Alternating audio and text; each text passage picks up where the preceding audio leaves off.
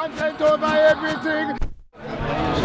From what I've seen, and I'll give you two dimensions. So we are building. Here we go, yeah? I'll give you two dimensions, right? The first dimension is that when black people take on a new culture or religion, they tend to distance themselves from quote-unquote black people, blackness. And two, when black people try to correct people within that culture, they're extra hard.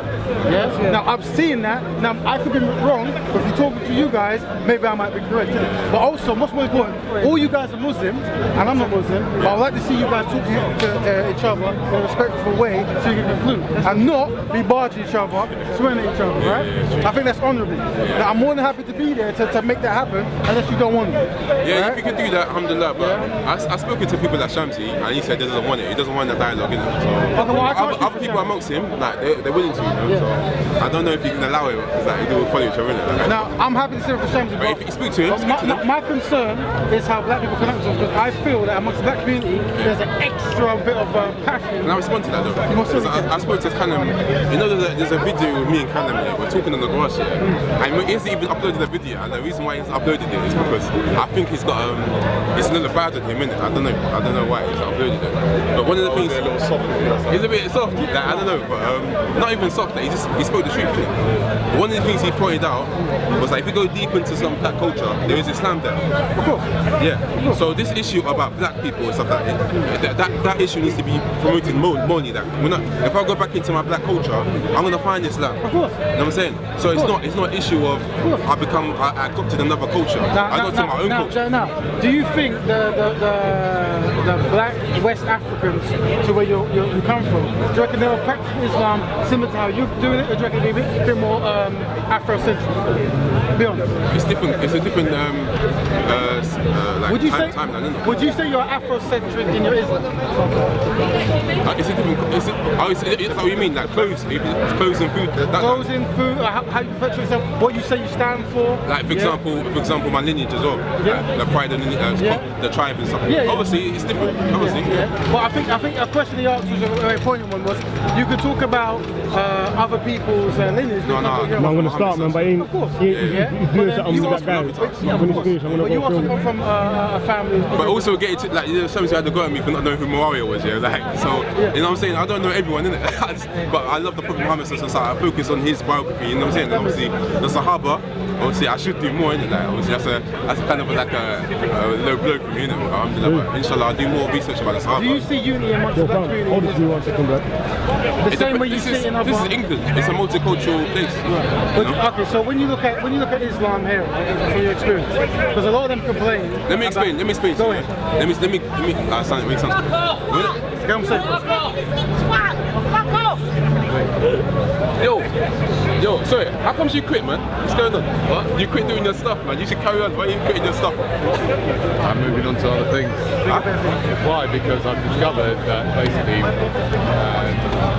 the laws are written in such a way that they've got absolute total control over it. But you was doing the shit, you was actually changing the dynamic. Like you was actually doing something, you know what I'm saying? Especially that you exposed the whole issue of public order. You exposed that a lot, and that, people are past. I'm going to be talking a lot more about that in a different way. Right?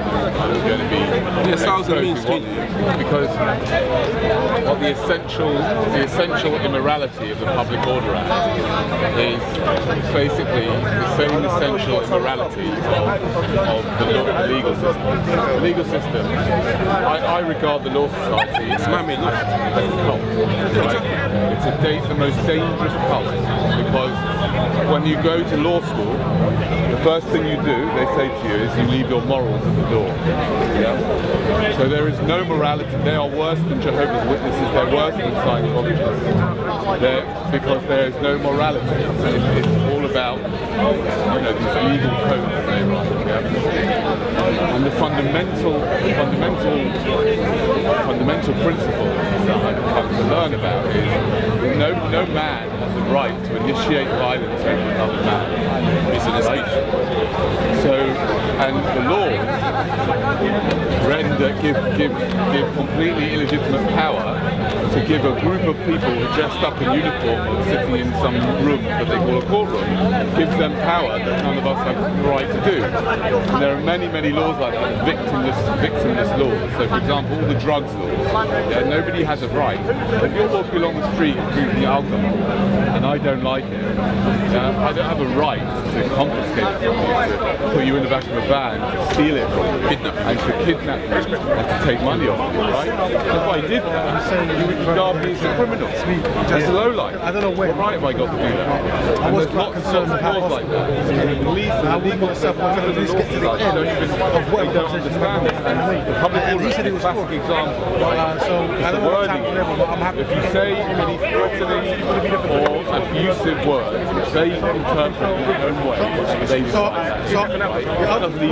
don't even take the word abusive to what the word actually means. They just say that's anything we say. Who's that? Who's that? Danny Shine, yeah. Words, or disorderly behaviour. That means anything.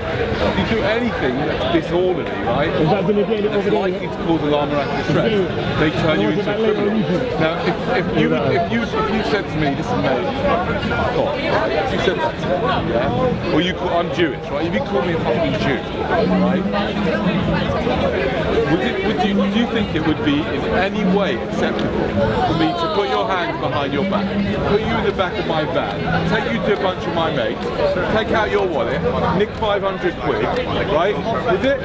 Let me ask you. Or do we say, like we say to children, sticks and stones will break my bones? Wait, why are you gassing off about no cameras? Yeah, but let's I want to see where you draw the line, because for me, from what it sounds like, you have unlimited, there's no boundary to freedom of speech, according to yourself. So if, for example, like say myself, yeah, obviously I'm not inciting anything, yeah, like, calm down, yeah, that's it. But if I was to say like, look, you know, what's wrong with the Islamic State? You know, I support the Islamic State. That's ironic.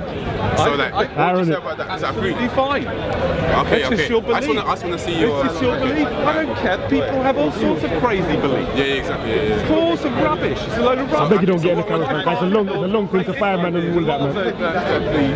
You know, a lot of the older generation have... I try not to film people if they don't want to be filmed, really, but when someone tells that they've been on it, I have to watch like the whole video and then fireman to put some magic, you get me? You know, you was making a big, like, obviously, if you look at any movement, whether it be Malcolm X, Martin Luther King, any movement, yeah, that was about the rights of people, yeah, they always have to sacrifice somehow for that cause. And I think, I'm not too good, I'm trying to see, understand why people, a lot of people are coming from, yeah, like, a lot of people are, and myself in particular, I'm seeing it as like, you kind of fell short in regards to being like the attack by the government, and I think you wasn't really willing to sacrifice, you know, in God's that cause, because that cause is, everyone can see that cause, everyone can see the elephant in the room, like, you know, it's just, all you're doing to happen, and what you're saying is, why don't you carry on and just accept that, you know, you've got a little bit of a criminal record. I think you do need to change things up, but I think that, you know, you shouldn't stop in the sense of like, for example, you put a lot of the videos on private, like a lot of things, like people waking up to obviously the law system. Like my point of view is not, let me tell you my thing, yeah. My thing is like not just looking at a lot of people, they know the crimes of society, you know? They know the crimes of the government. They know that, you know, for example, it's only you, like, no one watching the videos that I realise, like, you know, like me, I've abstained from drinking milk because of like some of the videos, you know what I'm saying? So like you are waking up a lot of people, you know what I'm saying?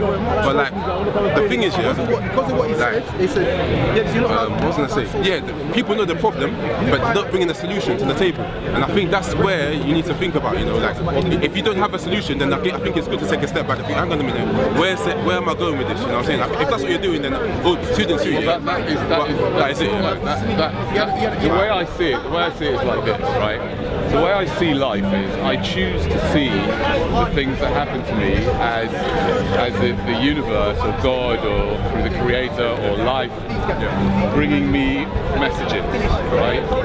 And as I said in the last video, in the last few months I've been physically attacked a couple of times, right? And where the problem is. And the government are now tackling it, right? So I see that as a time to take some time out because I was getting very addicted to it. There was a lot of adrenaline involved, and therefore there's a lot of ego mixed in, adrenaline involved, and I was getting very addicted. So I'm going to take a year out because that's what the time they gave me. And there's lots of other projects I want to look at, which include alternatives to the system. I mean, it's very, very Look difficult. into the Sharia. Look into the Sharia as an alternative, because that's what I'm putting to you, inshallah. Like, look at, you know what it is? That is one of the last places I'll be looking. But but there is one particular. There's one group called the Zeitgeist movement, based on film, the Zeitgeist film. So that's one aspect. I don't know if there is anything you can do about it. There's also kind of the free man on the land. There's the free man on the land, which is like another way of looking at things. And there's also the idea of disengaging from the system, because the system is so corrupt.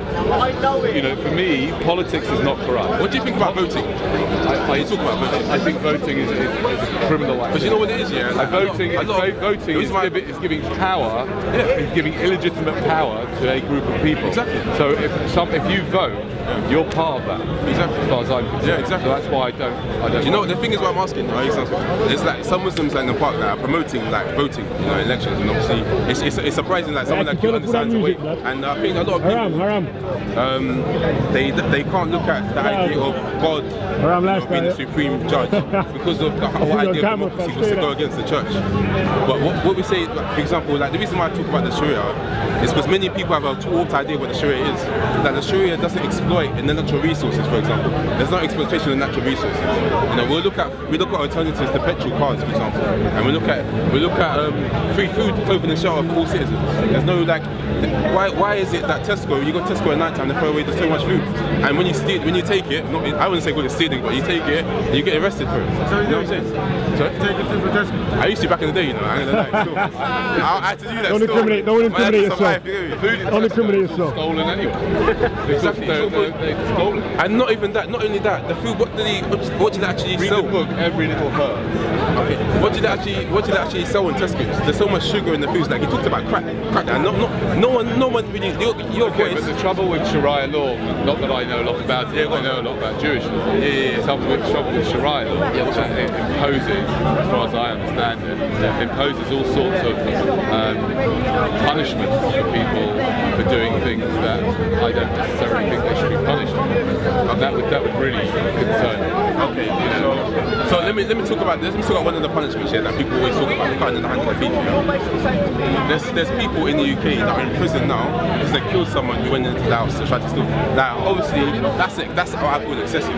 But the thing is, like in a society, people in the UK who are in prison for doing victimless crimes. That's what I'm exactly. But the thing is, things like possession of drugs.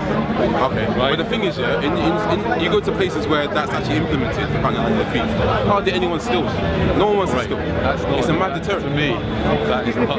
I don't want to be living. Alright, what about this punishment? Yeah, what about this punishment? Yeah, because everyone should agree with this. Yeah, the punishment for the paedophile. Under Islam, we make them sit on a thick rod, a pointy rod, and a rod goes through the anus, and obviously they die a slow death. I don't agree with that. So this is the thing, yeah. If you're going to replace the system, you're going to have to have a punishment system. You're going to have to. Well, I don't agree with that either. I don't agree with the whole idea. Okay, you don't believe in that. Oh, okay.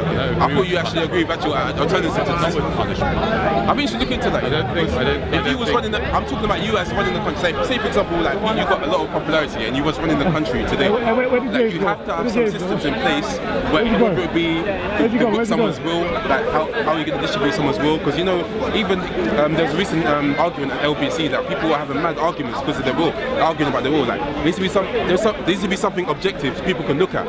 That's what I'm talking about as a solution. And Sharia has been tried out and some people places like Spain for 800 years. Islam was implemented in many countries, and then the Jews used to come to the Sharia. I wouldn't want to live in a place where Sharia law was. Look, think about it. Obviously, all I can do is, you know, That's because you enjoy this society too much. What's that? That's because you enjoy this society too much. Take it, inshallah. That's my advice to Danny Shane. Don't be a coward, inshallah. Speak the truth. Ain't nothing. Peace, bro. Fundamentalist. Come take over everything from your humanity. Man, say it straight. Man, don't listen to BBC. Man, don't listen to ITV. Listen. COE. Man, don't listen to BBC. Man, don't listen to ITV. I don't even listen to Sky YG. I just listen to COE. Man, don't listen to BBC. Man, don't listen to ITV. I don't even listen to Sky Man. Man, just listen to COE. Man, just listen to COE. Man, just listen to COE. If you see me, it's COE. Content over everything. COE. Man, not even know BBC. Man, not even know ITV. Not even listen to the MUM. They just listen to COE.